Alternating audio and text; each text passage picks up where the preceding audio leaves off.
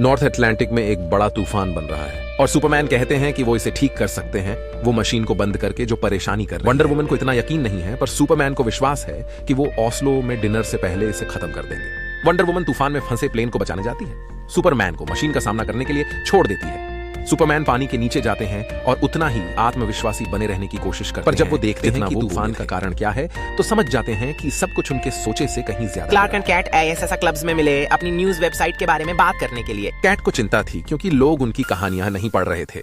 उसने क्लार्क को बताया कि उन्हें नए और रोमांचक कहानियां लाने की जरूरत है ताकि पाठक अगर वे जल्द ही कुछ दिलचस्प नहीं ढूंढते तो उनकी वेबसाइट सारे पाठक खो सकती है और उसे फिर से लोकप्रिय बनाना मुश्किल हो जाएगा। एक बड़ा काम था ऐसी जबरदस्त कहानियां ढूंढना जिससे और पाठक आए और उनकी वेबसाइट। डायना लंदन में अपनी दोस्त हेसिया के साथ लड़ाई की प्रैक्टिस कर रही थी। दोनों ही अमेज़ॉन्स थे और उनका घर थेमाइसीरा पर हीरा ने हमला कर दिया, जिससे कई अमेज़ॉन्स पत्थर की मूर्तियों में बदल गए, डायना की मां समेत। जो हुआ उससे डायना और हिटिया बहुत उदास थे। डायना एक राजकुमारी थी और तगड़ी योद्धा भी, और अपनी मां को खो देना उसे ट्रेनिंग कर गया। और हालांकि हेशा उम्र में बड़ी थी और कई साल देख चुकी थी, लेकिन डायना ज्यादा मजबूत थी और उसके देवता माता पिता की वजह से सामान्य लोगों की तरह उसने अपनी दोस्त दी थी। हेशा को बताया कि उसे डर है कि क्लार्क को उनके रिश्ते के बारे में शर्म आ सकती। हेशा ने समझाया कि क्लार्क, जो एक इंसान की तरह पाला गया, ने अपनी पहचान छुपाना सीख लिया था, अमेज़ॉन्स की तरह नहीं जो अपनी विशिष्टता का जश्न मनाते हैं। डायना ने सोचा कि उसे क्लार्क को अमेज़ॉन तरीके से खुलकर उनके रिश्ते के बारे में समझाना चाहिए। उसने तय किया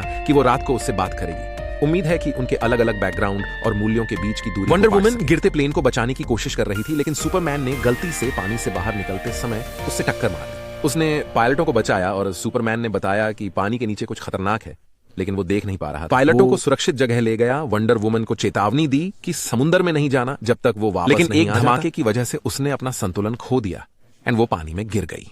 नीचे क्या छिपा है, इसके रहस्य ने कहानी में और रोमांच जोड़ दिया। एक शाम क्लार्क ने डायना को अपनी गुप्त शरण से एक खास फूल दिया। डायना ने उसे और राज बताने को कहा, पर क्लार्क ने समझाया कि कुछ चीजें, जैसे कि उनका रिश्ता, अभी के लिए गुप्त रखना जरूरी है। फिर डायना ने क्लार्क को एक गिफ्ट दिया, ट्रेनिंग के लिए एक तलवार।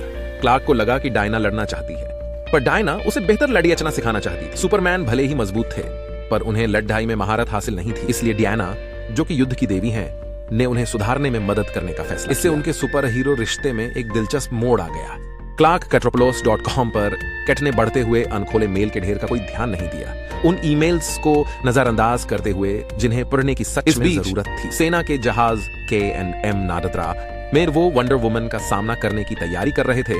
उन्होंने विमान के विनाश का दोषी ठहराते हुए तो पाया कि उनकी बंदूक खराब हो गई क्योंकि डायना उसे क्रोध में फाड़ रही। उन्होंने उस पर हमला क्यों किया जब वो मदद करना चाहती थी? इस बात से कंफ्यूज वंडर वुमन को जहाज के प्लेटफॉर्म पर अचानक हलचल महसूस हुई। डूम्सडे आ गया। बिना हिचकिचाहट के डायना ने डूम्सडे पर हमला किया, याद करते हुए कि कैसे उसकी शांतिपूर्ण शाम क्लार्क के साथ उस तूफान से बाधित। लेकिन जैसे ही डूम्सडे ने उसके गले को जकड़ा, जन्म दिया, उसे संदेह हुआ कि क्या वे मूर्ख थे जो सोचते थे कि वे इस खतरे का सामना कर सकते हैं। डूम्सडे की अनपेक्षित उपस्थिति ने खुलते हुए घटनाक्रम में एक नई परत का खतरा जोड़ दिया।